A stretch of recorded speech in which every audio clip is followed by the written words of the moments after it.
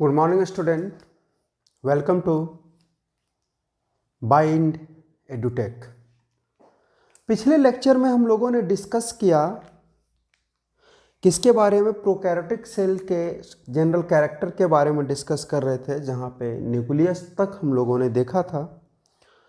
आज जो है उसी में हम लोग देखेंगे, उसमें क्रोमोजोम की बात करेंगे कि प्रोकैरियोटिक सेल में या प्रोकैरियोटिक ऑर्गेनिज्म में chromosomes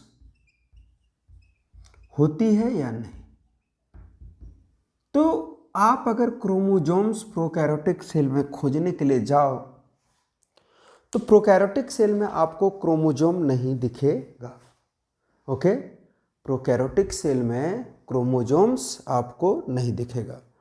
true chromosomes is absent in prokaryotic cell. हम लोग क्या देखते हैं कि true chromosomes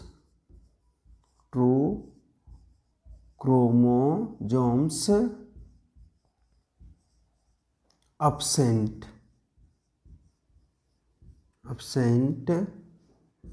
in prokaryotic cell. Prokaryotic cell में ट्रू क्रोमोजोम जो है वो क्या होता है, एब्सेंट होता है। Instead a false instead of a false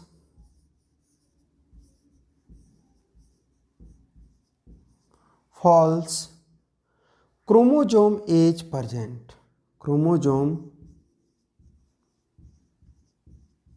chromosomes is present। True chromosome तो एब्सेंट हो गया है ना। ट्रू क्रोमोजोम जैसे हम लोगों में 23 पेयर होता है, ये तो उसमें मिला नहीं, लेकिन क्या होता है कि फॉल्स क्रोमोजोम जो है वो इसमें क्या होता है, प्रेजेंट होता है। कैसा क्रोमोजोम, फॉल्स क्रोमोजोम। और अगर हम लोग फॉल्स क्रोमोजोम किसको बोलते हैं, अगर इसकी हम लोग बात करें तो हम लोग देखते हैं कि फॉल्स क्रोमोजोम जो है made up of double standard circular naked DNA. तो हम लोग देखते हैं कि फॉल्स क्रोमोजोम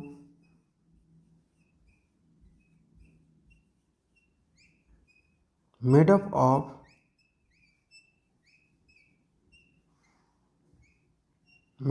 ऑफ किससे बना होता है, तो false chromosome are made up of double standard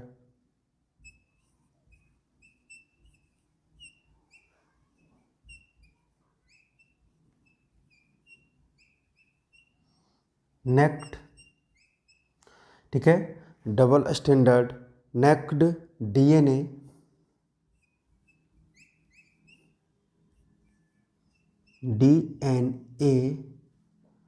and, और किससे, DNA and non histone protein, ठीक है, नन हिस्टोन प्रोटीन। एक प्रोटीन, हिस्टोन एक प्रोटीन है जिसका चार्ज पॉजिटिव होता है, लेकिन एक और जिसके कारण से डीएनए जो है वो हमारे बॉडी में कैसा होता है, हेलिकल होता है, लिनियर होता है। लेकिन यहाँ पे जो है वो क्या रहेगा, क्रोमोजोम्स जो रहेगा वो made up of the double standard neck DNA and non histone protein, जिसका नाम है पॉलीएमाइन, है ना। नॉन हिस्टोन प्रोटीन लाइक, नाम इसका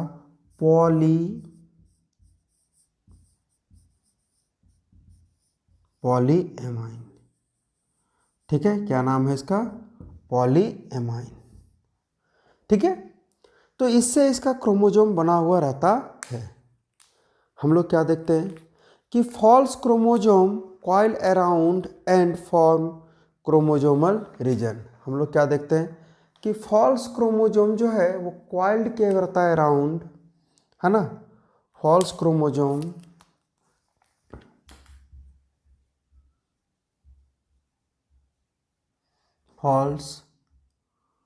क्रोमोजोम्स, फॉल्स क्रोमोजोम, क्वाइल्ड, ठीक है, क्वाइल, या फिर हम लोग लिख सकते हैं क्या, क्वाइल अराउंड एंड फॉर्म। ये जो है, यही जो है वो क्वाइल क्या हो रहता है, न्यूक्लियस बनाता है, ठीक है, coil and form chromosomal region, ठीक है, यही जो है न्यूक्लियस लाइक स्ट्रक्चर बनाता है, form chromosomal region, chromosomal region, reason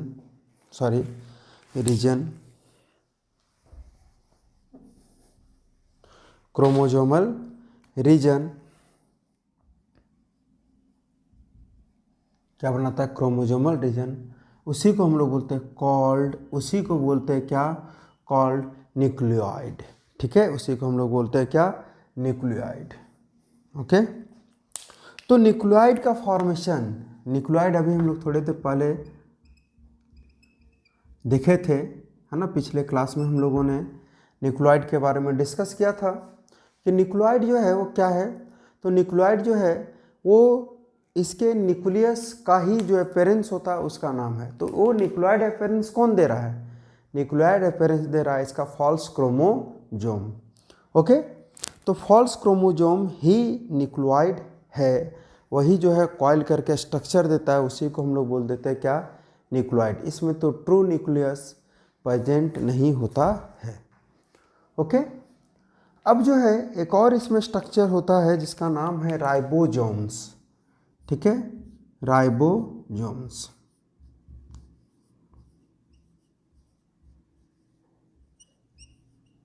ठीक है, राइबोसोम्स। तो राइबोसोम्स क्या है, आप देखोगे कि इन प्रोकैरियोट्स एक ऑर्गेनेल्स है, मतलब सेल का पार्ट है जो इसमें प्रेजेंट होता है। हम लोग देखते हैं कि इन प्रोकैरियोट्स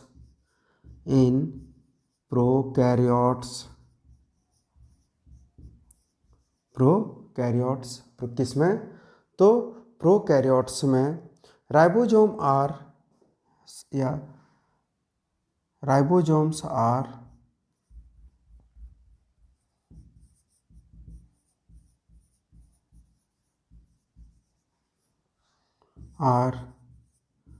70S टाइप, ठीक है, इसमें राइबोसोम प्रेजेंट होता है। राइबोसोम जो होता है वो कैसा होता है, 70S टाइप।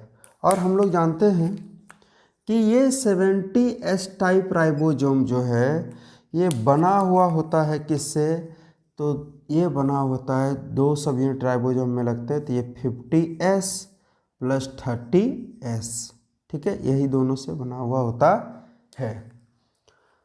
ठीक है, राइबोसोम का हम लोग विशेष डिस्कशन सेल चैप्टर में करेंगे।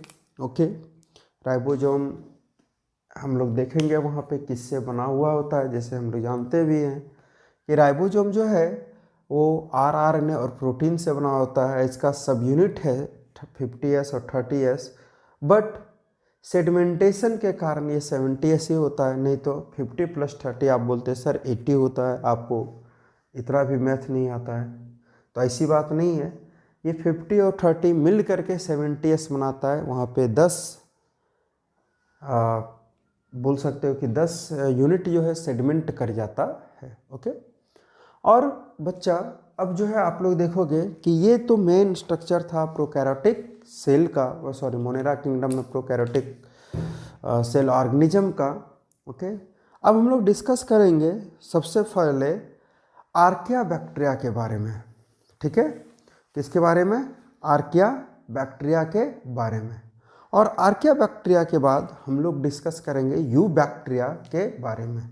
ओके, चलिए हम लोग जो है वो जो इसमें कुछ बच भी गया होगा तो हम लोग उसमें जो है वो देख सकते हैं, बहुत कुछ हम लोग को कॉमन, क्योंकि मोनेरा किंगडम के स्ट्रक्चर या मोनेरा किंगडम के अंतर्गत ही हम लोग पढ़ रहे थे। और मोनेरा किंगडम को ही दो भाग में डिवाइड किया गया है, है ना, कार्ल उज के द्वारा, है ना, 6 किंगडम क्लासिफिकेशन में।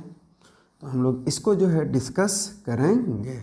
ओके, तो चलिए तैयार हो जाइए आर्किया बैक्टीरिया के लिए।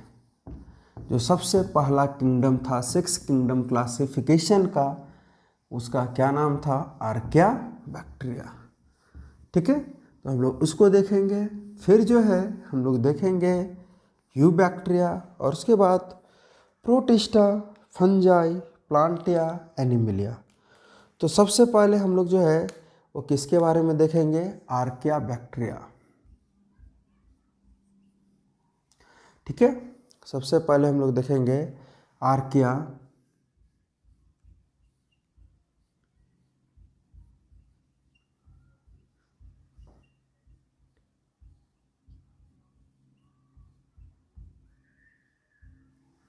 ठीक है, आर्किया बैक्टीरिया।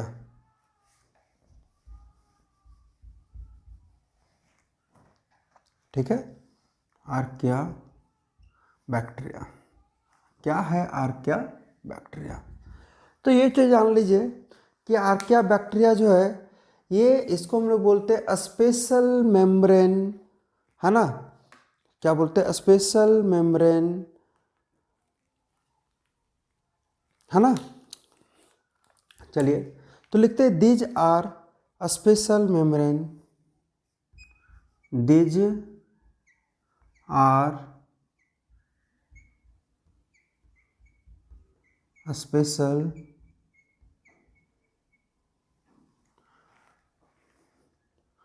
या आप बोल सकते हैं स्पेशल मोनेरन्स। ठीक है, स्पेशल मोनेरन्स, स्पेशल मोनेरन्स, क्योंकि मोनेरा किंगडम से ही सेपरेट हुआ है, तो मोनेरन्स। ठीक है, since they live in, since they, क्यों बोलते हैं ऐसा? सिंस दे लिव इन, ये नॉर्मल कंडीशन में नहीं पाया जाएगा। Live in some most, live in some most, sorry, live in some of the, some of the most harsh habitat, harsh habitat. ये नॉर्मल कंडीशन में आपको तो दिख ही नहीं सकता है। आपको अगर खोजना पड़ेगा इसको तो किसी हार्श कंडीशन में ही खोजना पड़ेगा। ठीक है, जैसे अगर आप देखो एग्जाम्पल के तौर पे कि इसको हमको खोजना है तो कहाँ जाना पड़ेगा? तो इसको खोजने के लिए आपको जाना पड़ेगा एक्सट्रीम सॉल्टी एरिया। ठीक है, एक्सट्रीम सॉल्टी एरिया, और एक्सट्रीम जब आप चले जाओगे एक्सट्रीम सॉल्टी एरिया में, तो वहाँ आपको दिखेगा हेलोफिलस नाम का ऑर्गेनिज्म, हेलोफिलस। ठीक है, एक्सट्रीम सॉल्टी एरिया में कौन दिखेगा आपको? हेलोफिलस। और हेलोफिलस क्या है? तो आर्कियोबैक्टीरिया। दूसरा और कहाँ दिखेगा? तो हॉट स्प्रिंग एरिया में। कहाँ दिखेगा? हॉट स्प्रिंग एरिया में। ठीक है, हॉट स्प्रिंग एरिया। और हॉट स्प्रिंग एरिया में आपको कौन सा दिखेगा? तो हॉट स्प्रिंग एरिया में दिखेगा थर्मो एसिडोफिलस। ठीक है, कौन दिखेगा?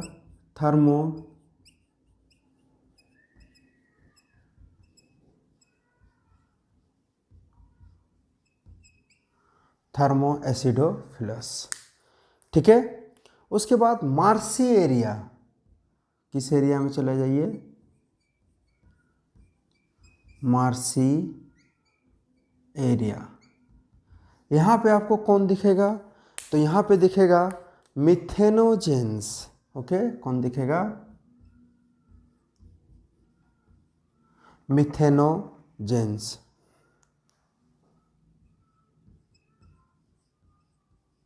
मिथेनोजेंस, ठीक है। तो ये सब जो है दिखेगा। एक्सट्रीम सॉल्टी एरिया में आपको दिखेगा हेलोफिलस, हॉट स्प्रिंग एरिया में दिखेगा थर्मोएसिडोफिलस, और मार्सी एरिया में दिखेगा आपको क्या, मिथेनोजेंस। आप क्या देखोगे, archaea bacteria differ from other bacteria, है ना। आप देखोगे कि आर्किया बैक्टीरिया जो है वो डिफर होगा अदर बैक्टीरिया से। ओके, हम लोग क्या लिखते हैं कि आर्किया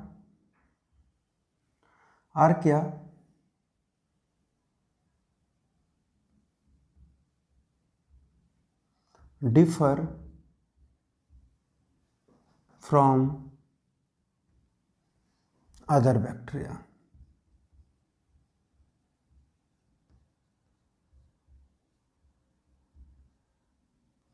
ठीक है, आर्किया बैक्टीरिया जो है वो डिफर होता है, बिल्कुल अलग होगा आपको बाकी बैक्टीरियन से। कैसे, तो आप देखोगे कि इसके पास डिफरेंट सेल वॉल आपको मिलेगा। तो हम लोग क्या देखते हैं, डिफर फ्रॉम अदर बैक्टीरिया, है ना, हैविंग डिफरेंट सेल वॉल। ठीक है, जैसे कि हम लोग जो है वो डिस्कस किए थे पिछले क्लास में कि सेल वॉल जो है वो किसका बना होता है, तो पेप्टिडोग्लाइकेन का, है ना। या हम लोग बोले थे क्या कि ये पार्ट है मिकोपेप्टाइड का। तो इसमें भी देखेंगे कि इसका जो सेल वॉल होता है वो बिल्कुल डिफरेंट सेल वॉल होता है। सेल वॉल स्ट्रक्चर क्या होता है इसका, डिफरेंट होता है। हम लोग देखते हैं कि इसके सेल वॉल में जो है वो पेप्टिडोग्लाइकेन होता ही नहीं है ना। हम लोग क्या देखते हैं कि cell wall does not contain, है ना, इसका जो सेल वॉल होगा, जैसे हम लोग देखे थे पेप्टिडोग्लाइकेन का होता है, वो इसमें नहीं होता है। तो हम लोग देखते हैं क्या कि सेल वॉल कैसे अलग होता है, तो cell wall does not contain peptidoglycan. किसको नहीं कंटेन करता है, पेप्टिडोग्लाइकेन को।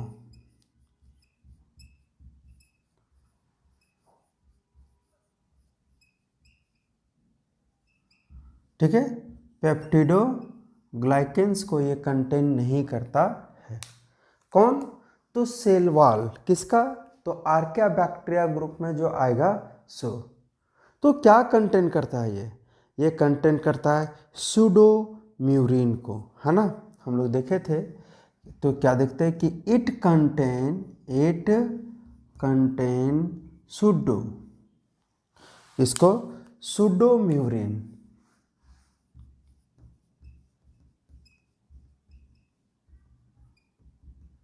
सूडोम्यूरिन को कंटेन करता है। ठीक है, तो इसीलिए हम लोग बोले कि इसका जो सेल वॉल होता है वो क्या होता है, बिल्कुल अलग होता है।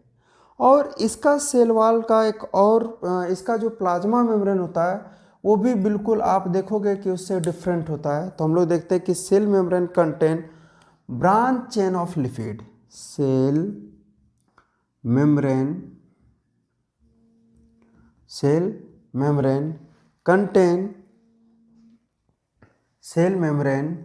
contain branched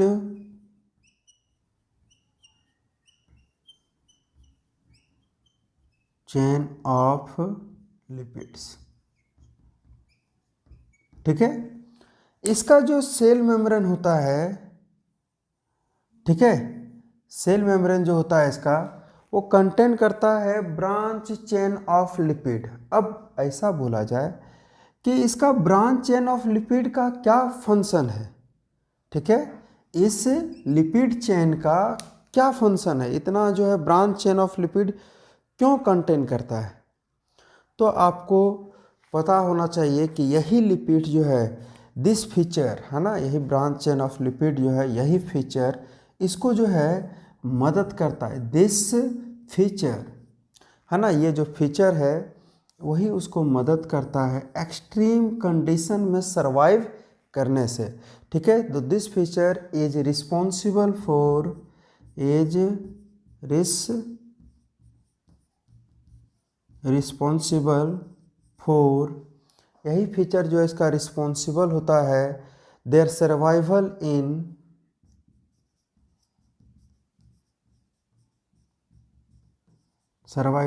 इन कहाँ पे, एक्सट्रीम कंडीशन में, है ना, किधर, तो ये जो है मिलता है किधर, काफ़ी एक्सट्रीम कंडीशन में। तो इसी एक्सट्रीम कंडीशन में इसको सरवाइव करने में ये मदद करता है, एक्सट्रीम कंडीशन। ठीक है, एक्सट्रीम कंडीशन में इसको सरवाइव करने में मदद करता है। कौन मदद करता है, ये ब्रांच चेन ऑफ लिपिड्स। ये ब्रांच चेन ऑफ लिपिड जो है इसको इसके अनफेवरेबल कंडीशन, एक्सट्रीम कंडीशन को हम लोग क्या बोल सकते हैं, अनफेवरेबल कंडीशन में रहने में मदद करता है। ठीक है, तो इसका जो सेल मेम्ब्रेन, सेल वाल हम लोग क्या देखें कि सूडो पेप्टिडोग्लाइकेन कंटेन करता है ना। दूसरा है कि इसका जो सेल मेम्ब्रेन है ये भी जो है कंटेन करता है क्या, ब्रांच चेन ऑफ लिपिड्स को। और ये फीचर जो है लिपिड कंटेन करने का वो क्या करता है, इसको एक्सट्रीम कंडीशन में सरवाइव करने में मदद करता है। जैसे एक एग्जांपल हम आपको देते हैं मिथेनोजेंस का, अभी हम लोग लिखे थे मिथेनोजेंस ये। ठीक है, तो आप देखोगे कि ये मिथेनोजेंस जो है वो कहाँ मिलता है, आप देखिए हार्सी कंडीशन में। हार्सी कंडीशन इक्वल टू, जैसे गाय का जो गट होता है, रूडिमेंट्री, जितने भी रूडिमेंट्री एनिमल्स हैं उनका जो गट एरिया होता है वहाँ पे मिथेनोजेंस आपको दिखेंगे। ठीक है, और ये मिथेनोजेंस जो है वो उसको मदद करता है, मतलब इस मिथेनोजेंस को यही लेयर रहता है। तो हम लोग देखते हैं क्या कि मिथेनोजेंस, इसका एग्जांपल क्या है, मिथेनोजेंस मिथेनोजेंस जो है वो इसको मदद करता है किसमें, सरवाइव करने में, है ना। मिथेनोजेंस, ये मिथेनोजेंस जो है वो हम लोग देखते हैं क्या कि इट इज प्रजेंट इन, हम लोग देखेंगे कि इट इज प्रजेंट इन। ठीक है, ये कहाँ प्रजेंट होता है, तो गट of the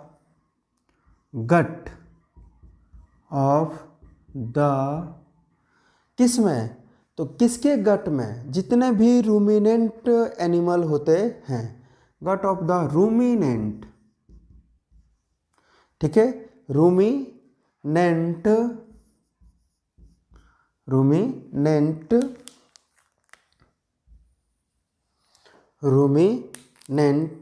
animal, ruminant animal such as, जो इसमें सबसे बेस्ट एग्जाम्पल है वो है आपका काव, है ना, गाय। दूसरा है बफेलोज,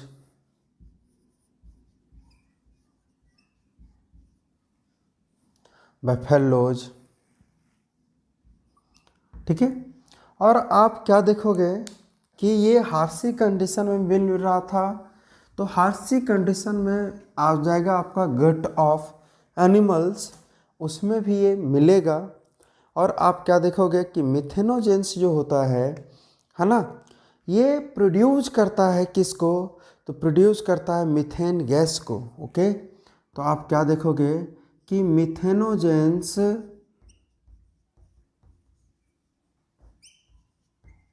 प्रोड्यूस या responsible for are responsible for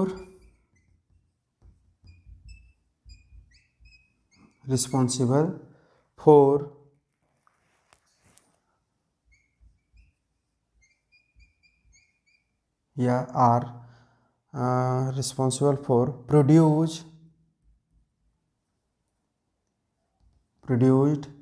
methane,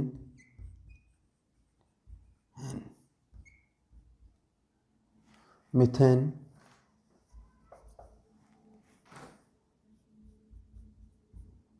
gas. Methane gas का फॉर्मेशन जो है वो यही करता है। आप लोग देखे सुने होंगे गोबर गैस, गोबर से मीथेन गैस निकलता है। क्यों निकलता है? क्योंकि उसमें जो है वो क्या मिलता है आपको, उसमें आपको मिलता है यही मिथेनोजेंस।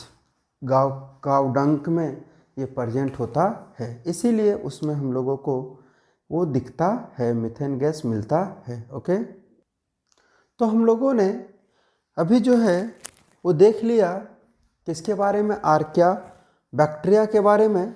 अब जो है हम लोग देखेंगे यू बैक्टीरिया के बारे में। ओके, तो यू बैक्टीरिया के बारे में आप लोग जो है वो देखोगे। सबसे हम लोग कुछ इसका इंट्रोडक्शन पार्ट को डिस्कस कर लेंगे आज के सेशन में, और फिर नेक्स्ट सेशन में हम लोग जो है वो डिस्कस करेंगे उसके स्ट्रक्चर के बारे में। ओके, तो उनका जो है आप लोग सबसे पहले एक क्वेश्चन भी आया हुआ था नीट के एग्जाम में, है ना, what is the meaning of you bacteria. ठीक है, तो यू का मतलब होता है ट्रू और बैक्टीरिया मीन्स बैक्टीरिया, यानी कि यू बैक्टीरिया को ट्रू बैक्टीरिया रखा गया। और आर्कियो बैक्टीरिया जो भी पढ़े वो आपका है प्रिमिटिव बैक्टीरिया है, यानी कि बैक्टीरिया जब इवॉल्व हो रहा था, ठीक है, तो सबसे पहले जब इसका इवोल्यूशन हो रहा था, ऑर्गेनिज्म आ रहे थे, बैक्टीरिया डेवलप कर रहा था, तो पहले जो डेवलप किया उसको हम लोग बोले क्या, आर्किया बैक्टीरिया। ओके, अब हम लोग देखेंगे you bacteria, sorry you bacteria.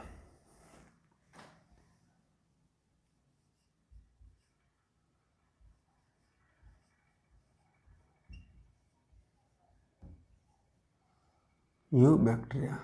Okay, तो आप क्या देखोगे यू बैक्टीरिया में, यू यू का मीनिंग जो होता है मीन्स ट्रू। ठीक है, यू का मीनिंग क्या होता है, ट्रू। और बैक्टीरिया मीन्स बैक्टीरिया, यानी कि यू बैक्टीरिया, यू मीन्स क्या हो जाता है, ट्रू। तो हम लोग देखते हैं यू बैक्टीरिया में, यू बैक्टीरिया में हम लोग डिस्कस करेंगे ट्रू बैक्टीरिया के बारे में। ठीक है, किसके बारे में डिस्कस करेंगे, ट्रू बैक्टीरिया के बारे में। ओके, अब अगर आप लोग बात करो, है ना, हम लोग बात करते हैं कि भाई सबसे पहले जो है इस यू बैक्टीरिया को देखा किसने था, है ना। तो सबसे पहले हम लोग डिस्कस ये जान लेते हैं कि सबसे पहले देखा किस में गया था, है ना। तो सबसे पहले इसको देखा गया था वर्षा के पानी में, रेनी वाटर में। तो हम लोग देखते हैं दे वर फर्स्ट, दे, ठीक है, दे वर फर्स्ट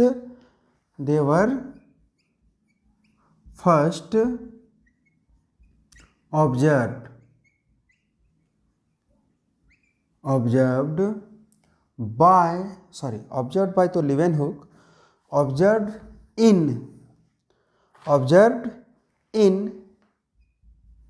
रेनी वाटर। किस में ऑब्जर्व किया गया था इसको, रेनी वाटर में।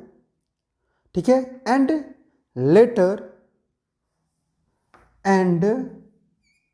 लेटर उसके बाद देखा गया था, एंड लेटर टिथ। ठीक है, और बाद में किस में देखा गया था, टिथ में। टिथ के किस में कम होता है, एस्कम, उसमें। बाय किसके द्वारा देखा गया था, तो इसको देखा गया था लिवेनहुक के द्वारा। ठीक है, लिवेनहुक के द्वारा देखा गया था। ओके, तो लिवेनहुक ने जो है वो देखा था, और उन्होंने क्या किया, ही कॉल्ड देम। आप देखोगे कि ही कॉल्ड देम, उन्होंने इसको जो है ही कॉल्ड देम, इसको उन्होंने बोला, इसको बोला एनिमी एनिमल कुली, ठीक है, क्या बोला,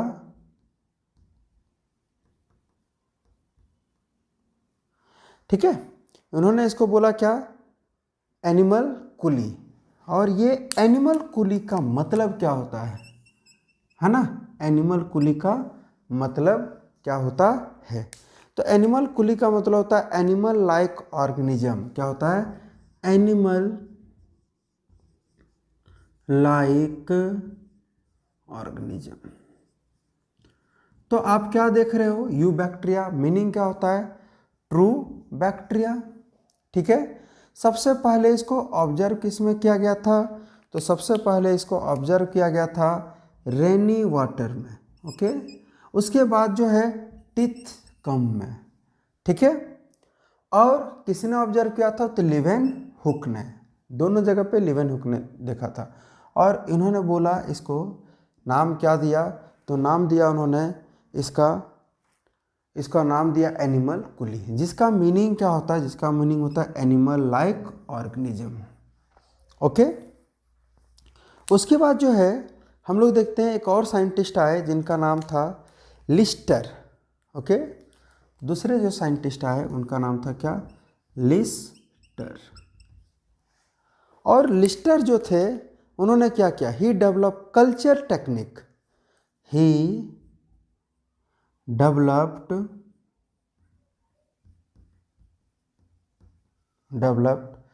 कल्चर, ही डेवलप कल्चर टेक्निक, है ना। इन्होंने जो है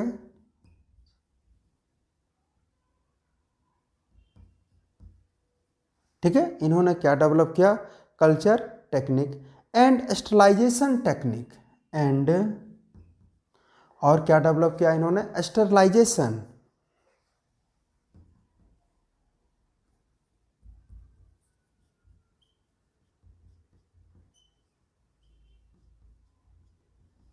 ठीक है, स्टेरिलाइजेशन टेक्निक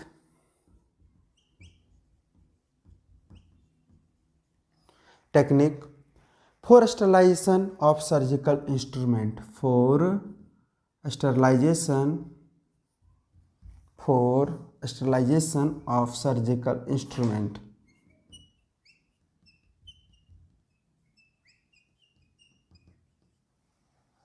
स्टरलाइजेशन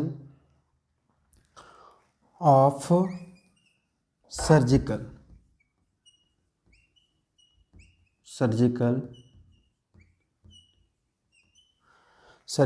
इंस्ट्रूमेंट, ठीक है। यानी कि इन्होंने कल्चर टेक्निक डेवलप किया जिसमें बैक्टीरिया को ग्रो करवाया जाए, और उन्होंने स्टरलाइजेशन टेक्निक भी डेवलप किया। स्टरलाइजेशन का मतलब होता है जिसमें जर्म को मारा जाए, ठीक है, जर्म को हटाया जाए, तो उसका भी जो है वो इन्होंने डिस्कवर किया, ठीक है।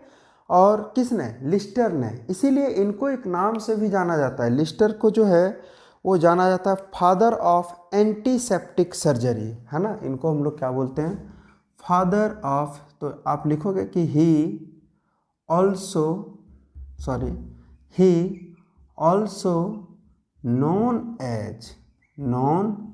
as father of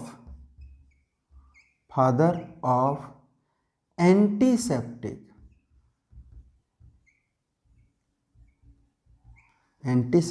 सर्जरी, ठीक है। इनको जो है वो बोला जाता है क्या, father of antiseptic surgery, okay. किनको, तो लिस्टर को, ठीक है। तो हम लोगों ने जो है वो इनके बारे में, अब जो है हम लोग नेक्स्ट जो अपना सेशन स्टार्ट करेंगे तो उसमें यू बैक्टीरिया के बारे में और कुछ देखेंगे, ओके। तो आज के लेक्चर में हम लोग इतना ही देखते हैं, थैंक यू।